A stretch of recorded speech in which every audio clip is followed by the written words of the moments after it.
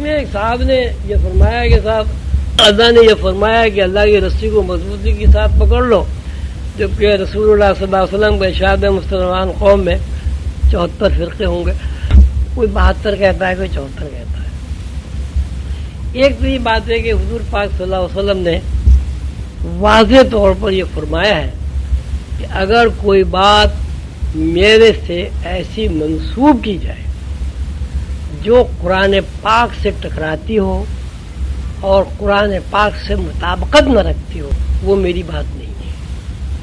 تو حدیث جو ہے وہ موضوع ہو سکتی ہے، موضوع حدیثیں لوگوں نے تلاش بھی کی ہے، اس کی نشاندہی بھی کی ہے، لیکن قرآن کی آیت محکم ہوتی ہے، وہ موضوع کبھی نہیں ہوتی۔ تو اب یہ کہ مسلمانوں میں 74 فرقے ہوں گے یا 72 ہوں گے، اب کیا پتہ یہ حدیث موضوع ہے یہ کیسی ہے۔ بہرحال حضور پاک صلی اللہ علیہ وسلم کا یہ ارشاد ہے کہ اگر میری کوئی بات ایسی ہو جو قرآن سے ٹکرا جائے اور قرآن کے خلاف ہے تو وہ میری بات نہیں ہو سکتی۔ اب ہو سکتا ہے کہ بہت ساری حدیثیں جو ہیں انہوں نے یہودیوں نے گھڑ گھڑ کے ایسی شامل کی ہیں مسلمانوں کی دشمنیوں میں کہ اس کو اگر چھان پھٹک بھی کی جائے تو ہو سکتا ہے کہ وہ کوئی موضوع ہی ہو۔ نظام مصطفیٰ کی تحریک میں مسلمانوں نے بھائی قربانیاں دی ہیں۔ بھائی دیکھیے بات وہی ہے کہ اللہ تعالیٰ جو ہے اگر خلوص نیت سے کوئی کام کیا جائے اور اللہ تعالیٰ کے قانون کے مطابق کام کیا جائے تو اس میں دیر تو ہوتی ہے، لیکن اللہ تعالیٰ اپنا قانون کبھی نہیں توڑتے۔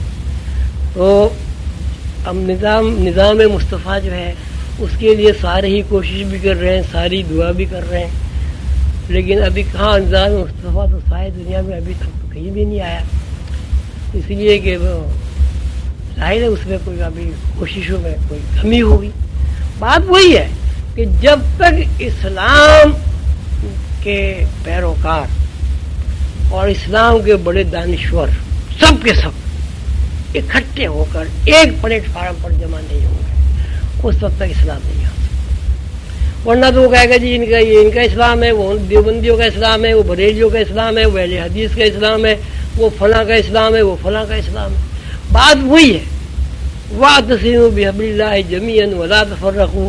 میں تو بار بار بڑے بڑے اجتماعات میں بھی یہ بات میں نے کہی ہے اپنے علماء سے، اپنے دانشوروں سے، اپنے مشائخ سے کہ بھائی اس وقت ضرورت اس بات کی ہے کہ سارے مسلمانوں کو ایک پلیٹ فارم پر جمع کرو، اور اللہ کی یہ جو آیت ہے کہ اللہ کی رسی کو متحد ہو کر مضبوطی کے ساتھ پکڑ لو اور آپس میں تفرقہ نہ ڈالو، تبھی ہم کامیاب ہو سکتے ہیں۔ ٹکڑوں میں بٹی ہوئی قوم کبھی کامیاب نہیں ہو سکتی۔ وہ میں نے ایک جگہ پڑھا تھا کہ حضرت ایوب علیہ السلام پیغمبر تھے، ان کے جسم میں کیڑے ویڑے پڑ گئے تھے، تو ان کی بیگم صاحبہ کہیں گئی کسی ضرورت سے، تو ان کو غصہ آیا اور انہوں نے کہا کہ اگر وہ جب آئے گی تو میں اسے اتنی لکڑیاں ماروں گا، کوئی 40 کہتا ہے، کوئی 20 کہتا ہے، یہ 10 کہتا ہے، کوئی 100 کہتا ہے۔ بہرحال جب وہ آئیں تو انہوں نے جناب وہ کہا کہ بھائی تو کہاں گئی تھی، تو پتہ چلا کہ وہ انہی کی تکلیف کے مداوع کے تلاش میں گئی ہوئی تھی۔ تو بڑے وہ ہوئے کہ صاحب میں تو یہ بہت ہی بری بات کی کہ خامخواہ اپنی بیوی سے بدظن ہوا اور قسم بھی کھا لی۔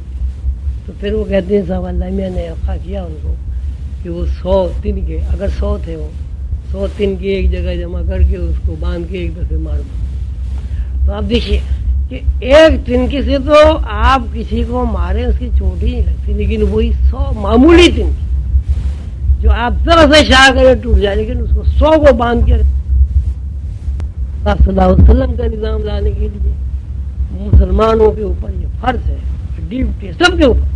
اس میں یہ نہیں کہ عوام خواص کچھ نہیں، سارے اللہ کے بندے، سارے مسلمان کہ آپس میں محبت پیدا ہو، آپس میں اخوت پیدا ہو۔ اب حضور پاک صلی اللہ علیہ وسلم فرمایا کل مومن اخوۃ، کہ جتنے بھی مومن ہیں سب آپس میں بھائی بھائی۔ اب حضور کی تو یہ حدیث ہے کہ جتنے بھائی بھائی ہیں سب مومن ہیں، سب بھائی بھائی ہیں۔ ہماری صورت یہ ہے کہ ہم آپس میں لڑ رہے ہیں، کسی کو نسلی منافرت، حسد، طمع، لالچ، बगावत, पता नहीं क्या क्या दुनिया भर की जो चीजें मुसलमान के अंदर। तो अगर आपको अल्लाह के मजहब पर चलना है, अगर आपको अपनी तरक्की करनी है, अगर आपको इस महकूमियत से निकल कर हाकिम बनना है, जिस तरह हमारे असलाफ सारी दुनिया के हाकिम थे, तो उसका वाहिद जरिया ये है कि तमाम आलम इस्लाम एक प्लेटफार्म पर अल्लाह की इस आयत पर वातसिमू बिअम्रिल्लाह जमीअन वला तफर्रक़ू इकट्ठा हो जाए। 1 अरब मुसलमान है, 1 अरब, और 1 अरब मुसलमानों का जो मजहब है इस्लाम, और उस मजहब का जो लाया अमल है, उसमें आपको इनफरादियत की नजर ही नहीं आएगी। 5 वक्त की नमाज इज्तिमाई हैसियत, जुमे की नमाज इज्तिमाई हैसियत, ईदैन की नमाज इज्तिमाई हैसियत, रोजा सहर और इफ्तार इज्तिमाई हैसियत, हज इज्तिमाई हैसियत। तो गैर मुस्लिम अक़वाम ने इस बात को समझ लिया है कि मुसलमानों का जो मजहब है इस्लाम, वो है इज्तिमाई मजहब। अगर इस इज्तिमाइयत को नहीं तोड़ दिया गया तो मुसलमान पूरी दुनिया पर छा जाएगा और हमें खा जाएगा। तो उन्होंने साजिशें करके, उन्होंने अपने दिमाग इस्तेमाल करके, उन्होंने अपने पैसा इस्तेमाल करके ये कोशिश की, हमेशा से कर रहे हैं, हुज़ूर पाक सल्लल्लाहु अलैहि वसल्लम के ज़माने से ही कर रहे हैं और आज भी कर रहे हैं और करते रहेंगे कि मुसलमानों में किसी सूरत से इत्तफाक और इत्तेहाद पैदा ना हो। अगर मुसलमान के अंदर इत्तफाक और इत्तेहाद पैदा हो गया तो दुनिया में इसके अलावा किसी की हुकूमत नहीं हो सकती। इसलिए कि मुसलमान की तो सारी जिंदगी फौजी जिंदगी, उसने इमाम ने अल्लाहु अकबर कह दिया, सबने हाथ मान लिए, इमाम ने अल्लाहु अकबर कह दिया, सब झुक गए, इमाम ने अस्सलाम वालेकुम कह दिया, सबने गर्दनें घुमा दी। ये फौजी स्पिरिट है। लेकिन इस फौजी स्पिरिट का इसलिए कोई फायदा नहीं हो रहा है कि हमारे अंदर तफरके पड़ गए और हम कुरान पाक की आयत के खिलाफ वर्जी कर रहे हैं, क्योंकि अल्लाह की आयत के खिलाफ वर्जी हो रही है। इसलिए कानून, अल्लाह का बनाया हुआ कानून हमसे नाराज है, और अल्लाह का कानून जब नाराज हो जाएगा तो जाहिर है उस कौम को कैसे फलाह बहबूद हासिल हो सकती नहीं हो सकती। जरूरी है कि अल्लाह के बनाए हुए कानून पर अमल किया जाए, रसूलुल्लाह सल्लल्लाहु अलैहि वसल्लम की सीरत पाक को बार बार पढ़ा जाए, हुज़ूर पाक सल्लल्लाहु अलैहि वसल्लम की जिंदगी के हर शोबे पर गौर और फिक्र किया जाए, तो वहाँ आप सिवाय इसके कुछ भी नहीं मिलेगा। मोहब्बत मोहब्बत मोहब्बत मोहब्बत, अपने भाई से मोहब्बत करो, अपने पड़ोस से मोहब्बत करो। हुज़ूर पाक सल्लल्लाहु अलैहि वसल्लम ने यहाँ तक फरमाया कि अगर तुम फातिह की हैसियत से किसी मुल्क में दाखिल हो जाओ तो बच्चों को कुछ न हो, बूढ़ों को कुछ न हो, माजूरों को कुछ न हो, बीमारों को कुछ न हो, इंतहा ये है उनके मंदिर और गिरजे है उन्हें भी तुम खराब न करो। इतनी बड़ी ज़ात है अक़दस रसूलुल्लाह सल्लल्लाहु अलैहि वसल्लम, जिसके लिए सारी कायनात अल्लाह ने बनाई, जिसको अल्लाह ताला ने रहमतुल आलमीन बनाकर इस दुनिया में भेजा, उससे हमारी निस्बत है। लेकिन जब हम हुज़ूर पाक सल्लल्लाहु अलैहि वसल्लम की निस्बत को और अपना मुआवजा करते हैं, यकीन कीजिए, मैं तो अपनी बात कहता हूँ, मुझे तो बहुत ही नदामत और शर्म आती है कि हम रसूलुल्लाह सल्लल्लाहु अलैहि वसल्लम के गुस्ताख हैं। उनसे जब अपनी निस्बत करार बात देते हैं तो वो भी गुस्ताख है, इसलिए कि हम झूठ बोल रहे हैं। लेकिन फिर भी चूंकि अल्लाह ताला रब्बुल आलमीन है, वो सबको संभालता है, उसमें चाहे काफिर हो, चाहे मुश्रिक हो, चाहे फासिक हो, चाहे फाजिर हो। अब हुजूर पाक सल्लल्लाहु अलैहि वसल्लम रहमतुल आलमीन है, तो रहमतुल आलमीन होने की हैसियत से वो भी सब तकसीम करते हैं, सबको ही तकसीम करते हैं, काफिरों को भी तकसीम करते हैं वसाइल, अल्लाह को जो नहीं मानते उन्हें भी तकसीम करते हैं। अब चूंकि हम उनके नाम लेवा है, बहरहाल निस्बत हमें हासिल है और ये बहुत बड़ी सआदत है हमारे लिए। उसकी वजह से हम ये थोड़े बहुत जो नज़र आ रहे हैं वो पाक सल्लल्लाहु अलैहि वसल्लम के रहमतुल आलमीन होने की वजह से नज़र आ रहे हैं। लेकिन हमें ये ज़रूर सोचना चाहिए कि कहीं ऐसा तो नहीं है कि हम हुज़ूर पाक सल्लल्लाहु अलैहि वसल्लम से जब अपनी निस्बत कायम करते हमसे कोई गुस्ताखी तो नहीं हो रही। मैं तो ख्याल है जब भी कोई भी मुसलमान जब अपने गिरबान में मुंह डालकर देखेगा तो उसको यही जवाब मिलेगा कि रसूलुल्लाह सल्लल्लाहु अलैहि वसल्लम से निस्बत जो है वो वाकई शाखा नाए कमल है। अब ये है कि हुजूर पाक सल्लल्लाहु अलैहि वसल्लम रहमतुल्लिल आलमीन है, अल्लाह ताला के महबूब है, उसकी वजह से हमें निजात मिल रही है और हम चल रहे हैं। लेकिन चूंकि हमें हुजूर पाक सल्लल्लाहु अलैहि वसल्लम की निस्बत हासिल है, अगर हम थोड़ी सी भी कोशिश करें और जद्दोजहद करें तो हमें उरूज हासिल हो जाएगा। मतलब जो लोग 20 साल में कहीं पहुंचे, हम 20 घंटों में वहां पहुंच सकते हैं, इसलिए कि हमारी बुनियाद मजबूत है, इसलिए कि हमारे पीछे ताउन है अल्लाह का, अल्लाह के रसूल का, अल्लाह के कानून का और अल्लाह की किताब का। लेकिन जब हम कुरान की ही खिलाफ वर्जी करने लगे तो कानून क्या करेगा? कानून खामोश।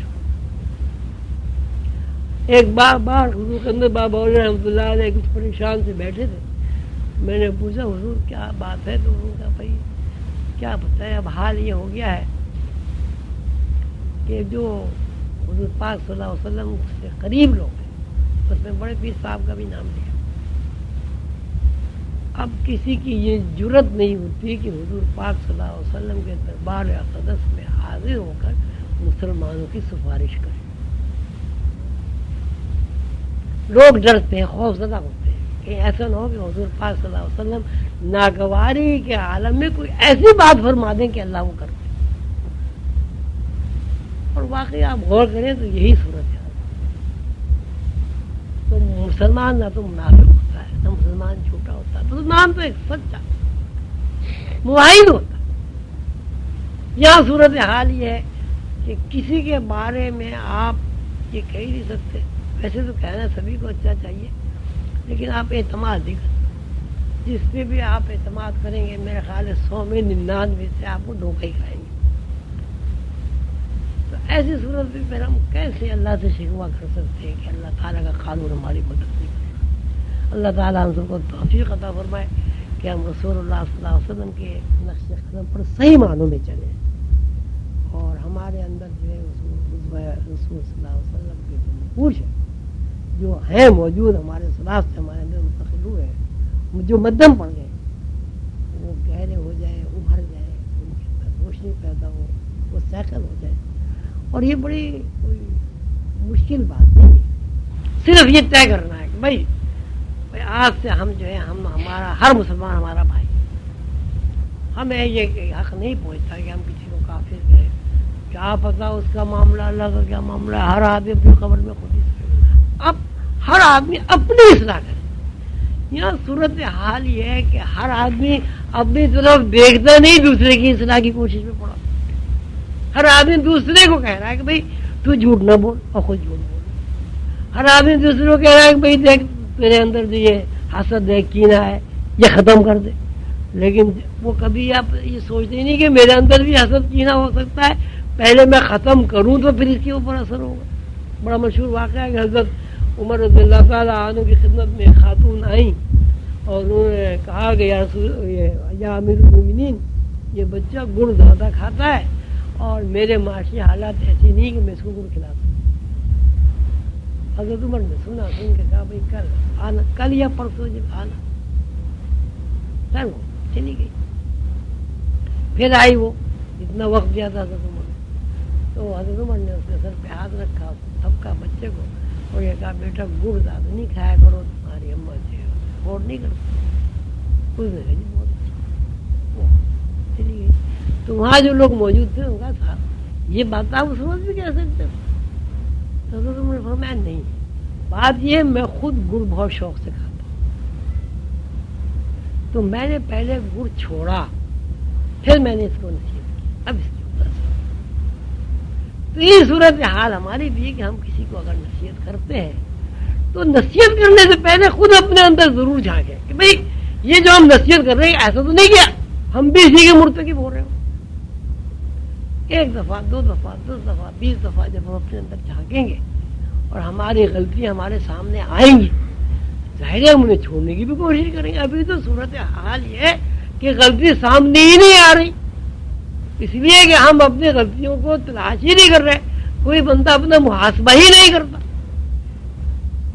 एक तो ये कि अपना मुहासबा जरूर करना चाहिए आदमी को कि भाई हम कहाँ खड़े हैं, किस तरह खड़े हैं।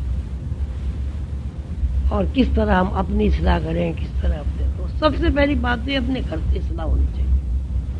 ہم باہر اصلاح کرتے ہیں, گھر میں وہ کہتے ہیں جی گھر میں تو ایسا آتا ہے جیسے شوہر آیا جیسے بھیڑیا آ گیا, اور باہر جب جائے گا تو اتنا اخلاق ہوگا کہ ساری دنیا اس کی تعریف کرے گی. تو ظاہر ہے بچے ہی کہیں گے ابا کیا, ابا ہے منافق ہے. باہر جاتا ہے تو جناب بچ جاتا ہے, جھک کے ملتا ہے, گلے لگاتا ہے, بھاگا بھاگا چلا جاتا ہے اس کے کام کے لیے, اور جب گھر میں آتا ہے تو سوائے غصے کے اور سوائے نفرت کے اور سوائے دھمکانے کے, لڑائی کے کوئی کام نہیں کرتا. ظاہر ہے وہ بچے بھی ایسے منافق ہوں. میں نے دیکھا ہے جن گھروں میں ماں باپ کے اندر محبت ہوتی ہے ان گھروں میں بچوں میں بڑی محبت ہوتی ہے. میں نے یہ بھی دیکھا ہے کہ جن گھروں میں والدین اونچی آواز سے بولتے ہیں ان گھروں میں بچے بھی چیخ کرتے ہیں,